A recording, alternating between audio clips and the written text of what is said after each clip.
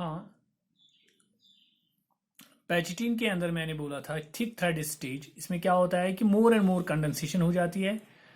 जो दो homologous pairs of chromosome जो होते हैं वो come closer to each other आते हैं, तो वो बनाते हैं tetrads, that means 4 arms, for the purpose of crossing over.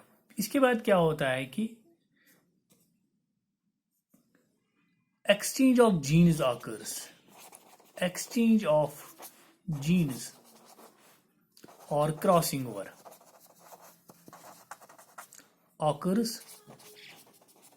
between non-sister chromatids. Between non, ये वाली आर्म इस वाली आर्म के साथ, ये वाली आर्म इस होमोलॉगस पेयर के आर्म के साथ नॉन सिस्टर है। Crossing over occurs between the non sister chromatids. Exchange of genes or crossing over occurs between non-sister chromatids of homologous chromosomes.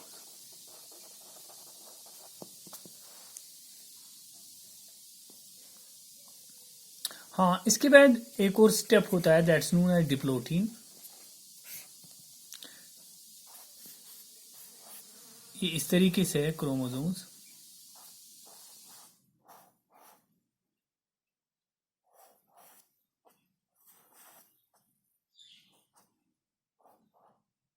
यहाँ पे जहाँ पे क्रॉसिंग ओवर होती है वहाँ पे एक्स बॉडी बनाते हैं, that's known as कयाज्मा।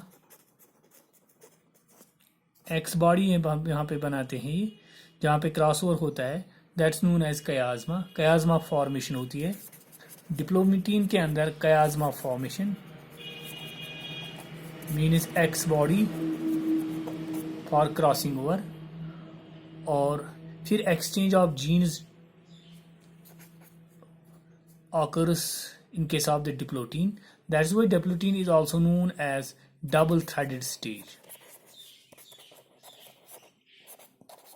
Threaded stage. इस स्टेज के अंदर एक तो क्रॉसिंग ओवर होती है, दूसरा स्टेप है इसके अंदर ये न्यूक्लियर मेम्ब्रेन जो होता है, न्यूक्लियर मेम्ब्रेन डिसअपेयर होने लगता है और asters now reaches towards their poles. Asters poles की तरह दौड़ रहे हैं। यहाँ पे ये न्यूक्लियर मेम्ब्रेन जो होता है ये डिसअपियर होने लगता है। न्यूक्लियर मेम्ब्रेन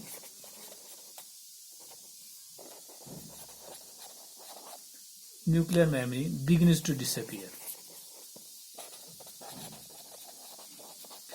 या न्यूक्लियोले होगा वो भी डिसअपियर हो जाता है। इसके बाद एक और स्टेप आता है that's known as diakinesis. Diakinesis is also known as terminalisation. इसमें क्या होता है, कंप्लीट इसमें क्रोमोसोम्स कंप्लीट क्रॉस ओवर करने के बाद सेपरेट हो जाते हैं। After crossing over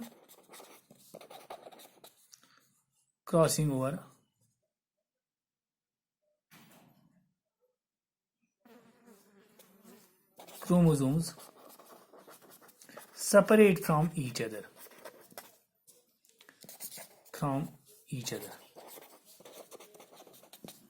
cross over होने के बाद होमोलॉगस पेयर्स ऑफ क्रोमोसोम्स फिर सेपरेट हो जाते हैं।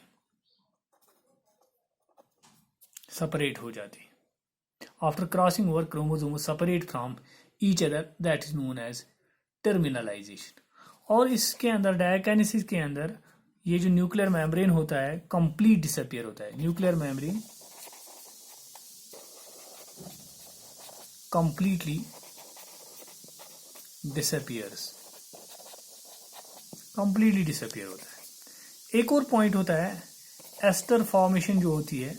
Asters reach at their poles. Asters अपने पोल्स के यहाँ पहुंच गए। ये है एस्टर्स। इसी दौरान यहाँ पे स्पिंडल फॉर्मेशन होती है। Spindle formation. स्पिंडल, जब न्यूक्लियर मेम्ब्रेन डिसअपियर हो गया तो यहां पे स्पिंडल फॉर्मेशन ऑकर्स।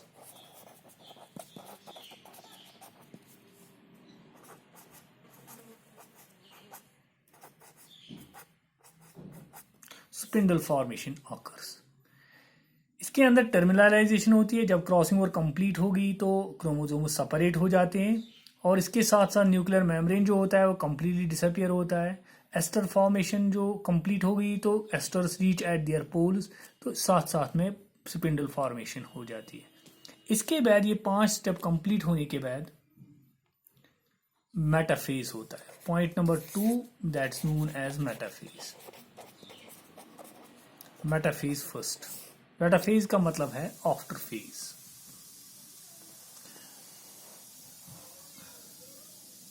मेटाफेज का मतलब होता है इक्वेटोरियल। इक्वेटोरियल और metaphase plate. Metaphase plate stage. इसमें क्या होता है कि क्रोमोसोम्स इक्वेटर पे आते हैं।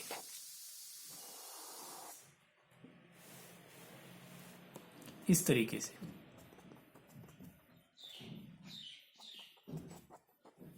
ये स्पिंडल्स है।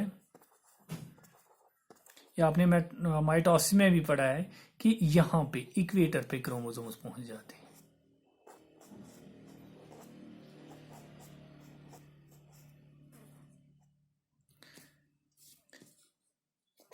Chromosomes reach at the equator. Equator means center of the spindle. At the equator. और इनके अंदर more and more condensation होती है। more and more condensation होती है so that they become shorter and thicker. shorter and thicker. इनकी counting भी होती है, इनकी मॉर्फोलॉजी भी स्टडी हम कर सकते हैं मेटाफेज स्टेज के अंदर। शॉर्ट में याद रखना है कि chromosomes reach at the centre of the spindle that is known as the equator. This character occurs in case of the metaphase first. इसके बाद है मेटाफेज। जब इक्वेटर पे क्रोमोसोम्स पहुंच गए तो इसके बाद दाखिल हो जाते हैं इनटू द एनाफेज फर्स्ट के अंदर। इसके बाद जो स्टेप आता है that is known as anaphase first. Anaphase में short, anaphase means up phase. इसमें क्या होता है कि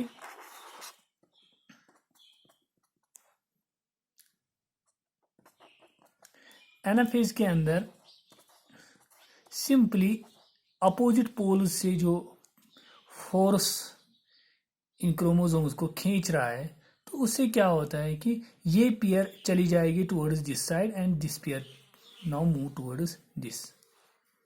इससे क्या होता है कि क्रोमोसोम्स सेपरेट हो जाते हैं टुवर्ड्स देयर अपोजिट पोल्स। बस इतना ही है। हाँ, एनाफेज के अंदर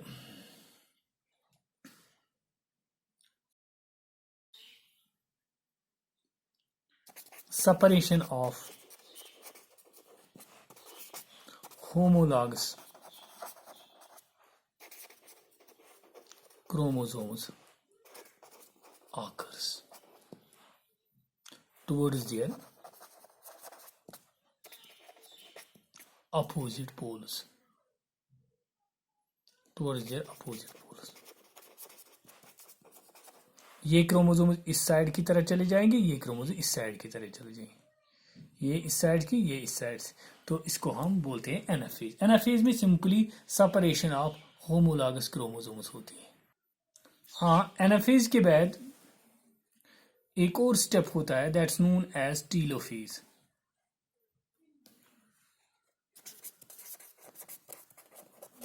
telophase first. Telophase first, telophase का मतलब है एंड फेज। जो प्रोफेज में जो भी कैरेक्टर बन चुका है उसका अपोजिट होगा टीलोफेज के अंदर। It is opposite to the, ये मैंने पढ़ाया है माइटोसिस के अंदर, opposite to the prophase first. अब क्या होगा, पॉइंट नंबर 1 इसमें होगा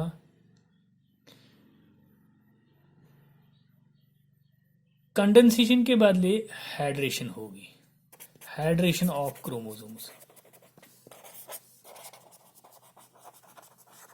point number 2, nuclear membrane is formed. वहां पे न्यूक्लियर मेम्ब्रेन डिसअपियर हुआ था, इसमें बन जाएगा। Nucleoli is formed. Point number 4, spindles gets absorb. वो डिजेनरेट हो जाएंगे, गेट्स एब्जॉर्ब। उसमें बन चुके हैं, इसमें बिगड़ जाएंगे। Spindles gets absorb. नंबर 5,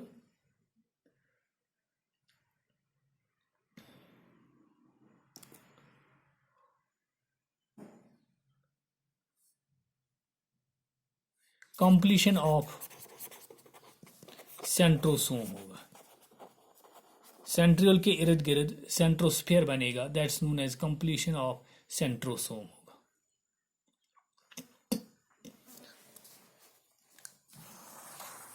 इस तरीके से इस तरह न्यूक्लियर मेम्ब्रेन बनेगा।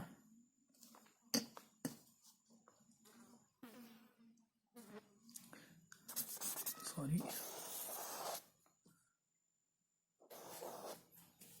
यहाँ पे जो क्रोमोसोम्स है ऊपर की तरह, उनके इर्द गिर्द भी न्यूक्लियर मेम्ब्रेन इज फॉर्म्ड। जो नीचे क्रोमोसोम्स है उनके इर्द गिर्द भी न्यूक्लियर मेम्ब्रेन बनेगा। स्पिंडल जो है वो एब्जॉर्ब हो जाएंगे, इनके अंदर न्यूक्लियोलाई बनेगा और completion of centrosome is formed. जो एस्टर्स होंगे वो खत्म हो जाएंगे, इसके इर्द गिर्द सेंट्रियोल्स के इर्द गिर्द सेंट्रोस्फीयर बनेगा। With all these characters which are formed in the telophase, they are opposite to the prophase first.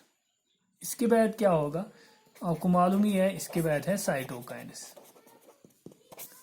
Cytokinesis first, इसमें क्या होगा, ड्यूजन होगा, ड्यूजन ऑफ साइटोप्लाज्म। ये तो आपने पढ़ा है माइटोसिस के अंदर। फिर ये जो सेल है, यहाँ पे एक न्यूक्लियस बन गया, इसके अंदर क्रोमोसोम्स है। यहाँ पे दूसरा न्यूक्लियस है, वो इसके अंदर भी क्रोमोसोम्स है। फिर यहाँ पे बीच में ये ब्रेक डाउन होगा, तो it gets divided into 2 cells. ये तो मैंने आपको पढ़ा है, बीच में एक मिड बॉडी बनेगी, तो फिर ये यहाँ से ब्रेक होगा। जब ये ब्रेक होगा तो इस एक सेल से 2 सेल्स बनेंगे। This is the division of cytoplasm which we call as cytokinesis. Wish you all the best.